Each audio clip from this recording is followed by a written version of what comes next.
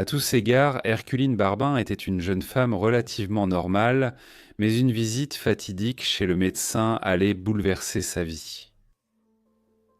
Après avoir été examinée pour une douleur dans le bas-ventre, il fut rapidement révélé qu'elle était en réalité un homme. En réalité, elle était intersexe ou hermaphrodite, mais son cas provoqua une sensation médiatique choquante à travers la France et se termina en tragédie. Rejoignez-moi alors que nous explorons sa vie.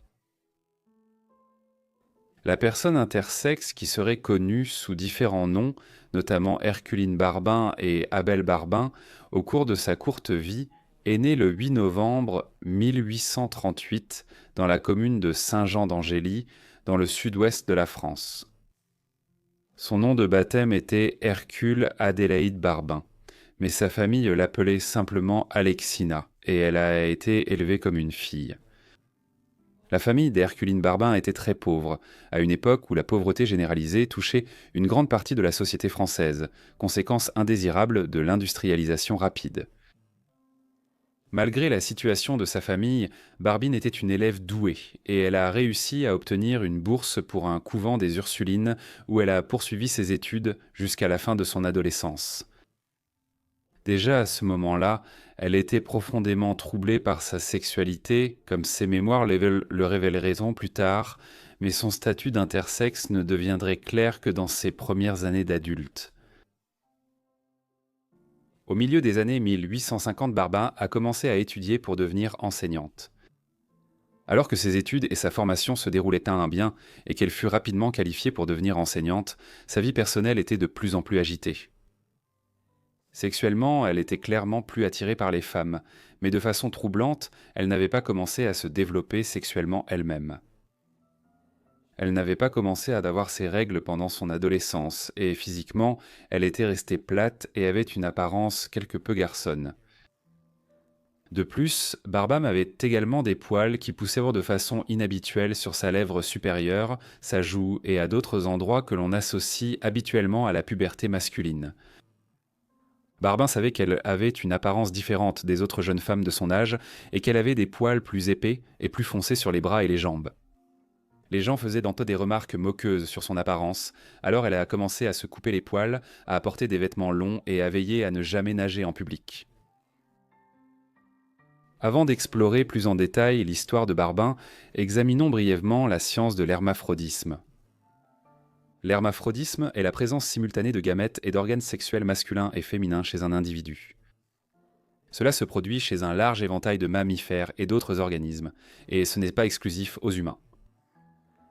Environ 5% de toutes les espèces connaissent l'hermaphrodisme.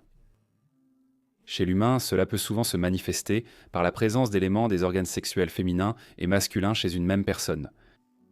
L'hermaphrodisme est plus courant chez l'humain qu'on ne le pense généralement. Environ 1,7% de la population, soit une personne sur 60 présente une forme d'hermaphrodisme, tandis que 0,5%, soit une personne sur 200, ont l'apparence visible des organes sexuels masculins et féminins. Cependant, certaines de ces statistiques sont contestées par les biologistes en raison de l'agencement chromosomique, et certains estiment que le chiffre de l'hermaphrodisme nettement discernable pourrait être aussi bas qu'une personne sur 500. De plus, l'hermaphrodisme est beaucoup plus courant dans certaines régions du monde que dans d'autres. Historiquement, les gens comprenaient très peu ce qui causait l'hermaphrodisme sur le plan scientifique, bien que certaines sociétés antiques et médiévales, elles étaient un peu compréhensives envers lui. Ce n'était décidément pas le cas à l'époque moderne, entre le XVIe et le XVIIIe siècle.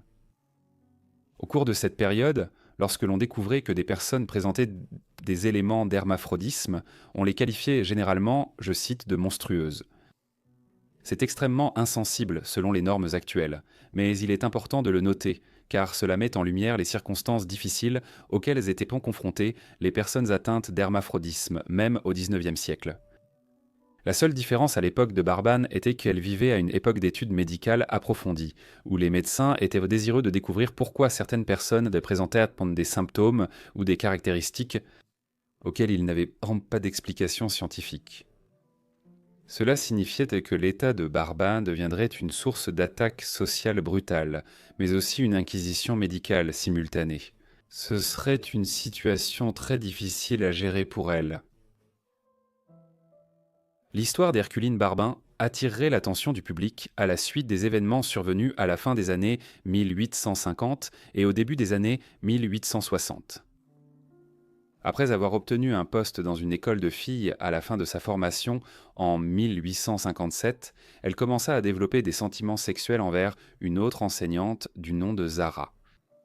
Bien qu'elles n'étaient au départ que des collègues, Barbin et Zara devinrent rapidement amis, et Barbin aidait parfois Zara à s'habiller, en la corsetant, se rapprochant encore plus d'elle. Il ne fallut pas longtemps pour que leur intimité grandisse et que leur relation devienne sexuelle. À mesure que leur amour s'épanouissait, le couple commença bientôt à montrer de petits signes en public, comme des regards doux, des surnoms affectueux et des baisers discrets sur la joue. Très vite dans Cuban Essence, des rumeurs sur cette relation clandestine circulaient se filer parmi le personnel et les étudiants. Il avait été rapporté que même la mère de Sarah apprit la rumeur. Pour protéger sa famille des commérages, elle a interdit à Sarah de continuer à voir Baba. Elle a accepté et promis de faire ce que sa mère souhaitait, mais en réalité le couple a continué leur histoire d'amour. Ils sont devenus beaucoup plus discrets au sujet de leur relation par la suite, même si celle-ci finirait par prendre fin malgré tout. Pendant cette période, Baba a commencé à souffrir d'une santé déclinante. Sa santé générale n'avait jamais été bonne, et elle avait souffert de crises de maladies périodiques tout au long de sa vie, dont certaines étaient restées inexpliquées. À la fin des années 1850, le problème était des périodes de douleurs physiques intenses dans son abdomen et d'autres régions. À une époque où il n'existait pas de suivi médical sophistiqué pour les jeunes femmes, Barbin ne pouvait pas obtenir de soulagement pour ses problèmes. Alors, étant une catholique fervente, elle consulta plutôt l'évêque de La Rochelle. L'évêque Landrieux demanda alors à Barbin s'il pouvait consulter un médecin local, le docteur Szczesny, en son nom. Elle accepta et Szczesny demanda bientôt qu'Herculine se soumette à un examen médical. Le docteur Szczesny fut extrêmement surpris par ce qu'il découvrit lors de l'examen. Baban présentait des organes sexuels masculins et féminins avec un petit vagin, un petit pénis sous-développé et des testicules qui étaient internes et qui n'étaient descendus d'aucune manière. Des documents médicaux détaillés ont été rédigés et d'autres médecins ont aidé à réaliser des examens approfondis, dans le but exprès de déterminer son sexe. Cela a dû être très bouleversant pour Herculean Barbare. Finalement, les professionnels de la santé ont conclu que Herculine Barbin était en réalité un homme. Aujourd'hui, cette condition serait rapidement identifiée comme un pseudo-hermaphrodisme. Mais au milieu du XIXe siècle, il n'y avait pas de compréhension scientifique complète de ce qui causait cela. L'histoire de Barbin a rapidement émergé dans l'ouest de la France, puis au niveau national. Elle est devenue le sujet de conversation de la ville, et cela a provoqué une sorte de sensation médiatique, les journaux écrivant sur la fille qui était tout simplement un jeune homme. Une grande part de cela était d'une extrême cruauté. On disait que Barbin utilisait sa situation pour se rapprocher de jeunes femmes et avoir des liaisons discrètes. Les mots monstrueux et phénomènes revenaient aussi fréquemment. Une sorte d'inquisition médicale s'ensuivit, au cours de laquelle Barbin fut attaqué pour avoir travaillé dans une école de filles alors qu'il présentait des organes sexuels masculins. Une affaire judiciaire s'ensuivit où les tribunaux réassignèrent son genre en masculin. L'impact psychologique de tout cela fut immense et extrêmement négatif. Au début des années 1860, lorsque l'affaire fut résolue, Barbin fut contraint de quitter son emploi d'enseignant. Sa relation avec Sarah prit fin et elle s'installa ensuite à Paris.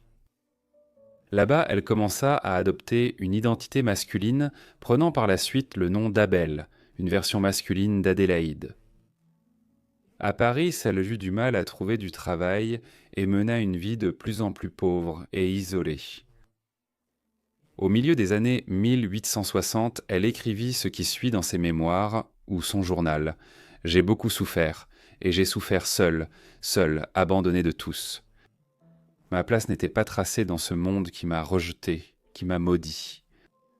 Pas une créature vivante ne devait partager cette immense douleur qui m'a saisi lorsque j'ai quitté mon enfance, à cet âge où tout est beau, parce que tout est jeune et lumineux d'avenir. En février 1868, la concierge ou la gardienne de l'immeuble où Babin vivait, rue de l'École de Marzun, tout près de l'université de la Sorbonne dans le quartier latin de Paris, l'a trouvée morte dans son appartement. Tragiquement, elle s'était donné la mort.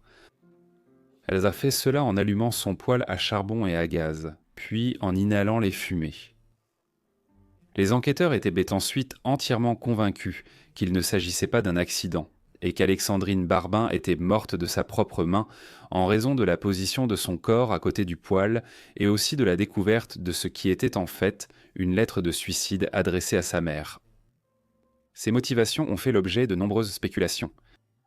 Beaucoup de gens ont conclu qu'il s'agissait d'une combinaison de ces expériences traumatisantes au cours de la dernière décennie, de sa pauvreté et d'autres circonstances. Comme on suppose qu'elle était morte depuis plusieurs jours lorsqu'on l'a retrouvée et qu'il n'était pas possible d'identifier précisément depuis combien de temps une personne était décédée dans les années 1860, lorsque son corps a été découvert ainsi, le jour exact de sa mort en février 1868 reste incertain. Lorsque son corps a été découvert dans son appartement en février 1868, il y avait très peu de possessions autour d'elle. Le minuscule appartement ne contenait que 4 meubles, un lit, une table, une chaise et un petit casier de chevet ou bureau, signe évident de la pauvreté des dernières années de Barban. Sur le petit bureau se trouvait un mémoire que Barban avait écrit comme un effort thérapeutique pour comprendre sa situation et ce qui lui était arrivé, à la suite de la réaction sociale à son hermaphrodisme. Les citations ici révèlent ses pensées troublées sur son existence, son développement sexuel et physique, ainsi que le manque de connaissances quant à la raison pour laquelle elle se développait de cette manière. Prenez le passage suivant.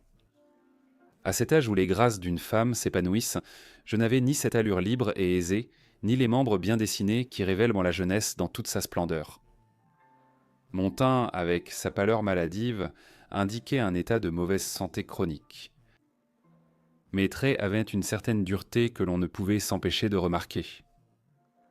Ma lèvre supérieure et certaines parties de mes joues étaient couvertes d'un léger duvet qui s'accentuait au fil des jours. Il va de soi que cette particularité me valait souvent des remarques moqueuses, que j'essayais d'éviter en utilisant fréquemment des ciseaux à la place d'un rasoir. Comme il fallait s'y attendre, je n'ai réussi qu'à la rendre encore plus épaisse et plus visible. Mon corps en était couvert, ce qui me distinguait de mes camarades. Quant à ma silhouette, elle restait ridiculement mince. Tout cela sautait aux yeux, comme je m'en rendais compte chaque jour. Par endroits, la lecture est difficile, quand on considère qu'elle a finalement mis fin à ses jours. Pourtant, ce texte allait avoir un impact majeur.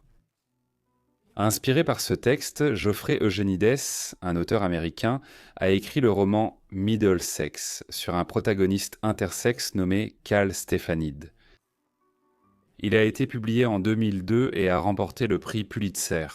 Le film français de 1985, Le mystère d'Alexina, était également basé sur ses mémoires.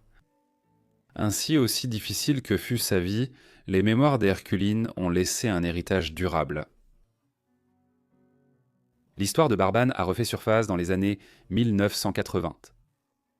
À cette époque, l'éminent philosophe et théoricien social français, Michel Foucault, s'est intéressé à son histoire comme exemple de la manière dont le genre était construit au XIXe siècle.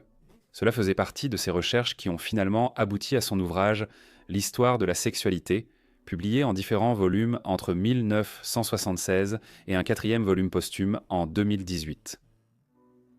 Cela l'a amené à publier les mémoires de Barban avec ses propres commentaires qui sont parus dans la traduction anglaise en 1980 sous le titre Herculean Barbam, étant les mémoires récemment découverts d'un hermaphrodite français du XIXe siècle. Malgré les efforts de Foucault pour suggérer qu'il s'agissait d'une découverte, des extraits de ces mémoires avaient déjà été publiés dès 1872. L'argument de Foucault tout au long était que Babin était un exemple d'une tendance croissante dans la société et la science occidentale à restreindre les personnes nées avec l'hermaphrodisme, à devoir choisir un genre ou l'autre, ou même à voir cette décision prise pour elles par la communauté médicale. Ainsi, ce que Foucault a décelé dans l'histoire de la vie de Barban, c'était une tendance croissante à la rigidité des genres. Cependant, il a opposé cela aux temps anciens et médiévaux, où la fluidité des genres était beaucoup plus acceptable dans des cultures comme la Grèce antique ou dans certaines parties de la culture arabe au Moyen Âge. Foucault ne pouvait pas le savoir à l'époque, mais il écrivait justement au moment où les opinions sur le genre commençaient à évoluer et à tendre vers une société plus fluide, comme c'est le cas aujourd'hui. L'anniversaire de Barban, le 8 novembre, est célébré chaque année aujourd'hui comme la journée du souvenir intersexe. Merci beaucoup à tous d'avoir regardé cette vidéo sur Herculan Barban, j'espère que vous l'avez trouvée intéressante. Dites-moi ce que vous avez pensé de sa vie dans les commentaires ci-dessous, et si vous avez d'autres suggestions, n'hésitez pas à les laisser également dans les commentaires. J'espère que vous êtes abonnés avec les notifications activées pour recevoir mes vidéos dès leur publication. C'est tout pour moi, on se retrouve dans la prochaine vie oubliée. Merci.